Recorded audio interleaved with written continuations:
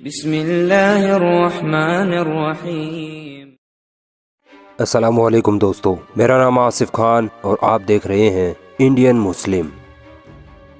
दोस्तों, आप में से अक्सर लोग अर्तुगरुल गाजी ड्रामा जरूर देखते होंगे और मंगोल सेना का सिपह सालार नोयान को तो खूब जानते होंगे। आपने कभी इस बात पर गौर किया है कि नोयान अपने साथ एक ड्रम बजाने वाला क्यों रखता था? वो बार बार मुकद्दस रूहों का नाम क्यों लेता था? और कौन था टेंगरी, जिसको नोयान या मंगोल्स अपना खुदा मानते थे? 4वीं सदी के आसपास सेंट्रल एशिया में मंगोलिया में एक अजीब धर्म पनपा, जिसे रिलीजन ऑफ नेचर यानी प्रकृति का धर्म कहा गया। इस धर्म के मानने वाले ये मानते थे कि प्रकृति की हर चीज खुदा है और सबसे बड़ा खुदा आसमान है। इस आसमानी खुदा को इन्होंने नाम दिया टेंगरी, जिसका मतलब होता है आसमान का खुदा। जैसे जैसे मंगोलों ने दूसरे इलाकों पर हमला करके अपनी हुकूमत कायम की, उसी के साथ ही ये धर्म भी फैलता गया।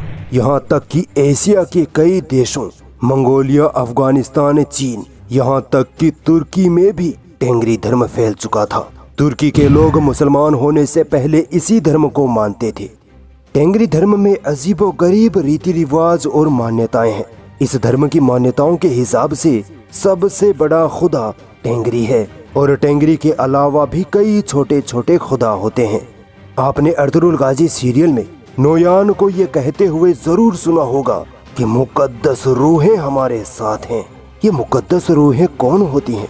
दरअसल जब मंगोलों के जो बड़े बड़े बादशाह होते थे, जब वो मर जाते थे, तो मंगोलों का मानना था कि ये लोग अब खुदा बन गए हैं। ये लोग इनको मुकद्दस रूहें कहकर इनकी इबादत करते थे। मंगोलों के बड़े बड़े बादशाह अपने आप को टेंगरी का बेटा यानी खुदा का बेटा कहते थे। नाउज़ुबिल्लाह। यहाँ तक कि चंगेज खान एक बार एक पहाड़ी पर जाकर टेंगरी खुदा से मिलकर आया था, ऐसा मंगोलों का मानना था। और मंगोल मानते थे कि इसी वजह से चंगेज खान ने इतनी जंगें जीती।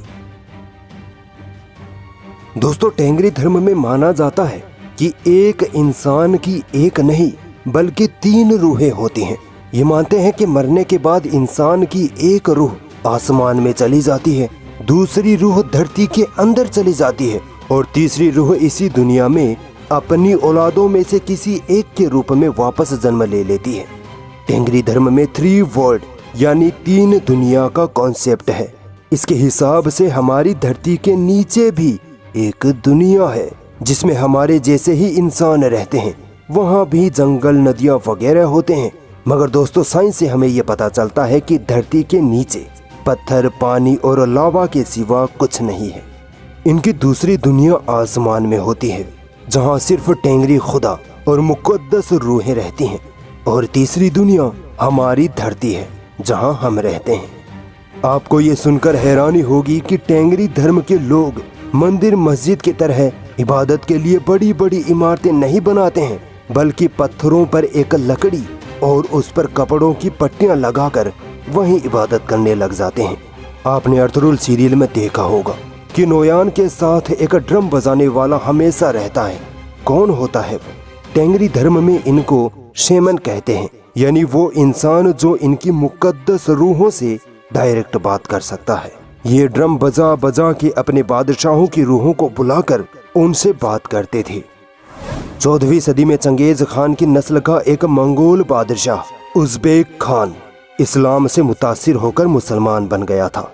इसी के बाद से बहुत से मंगोल भी इस्लाम में दाखिल हो गए थे, जिसके बाद से टेंगरी धर्म धीरे धीरे अपने आप खत्म होता चला गया।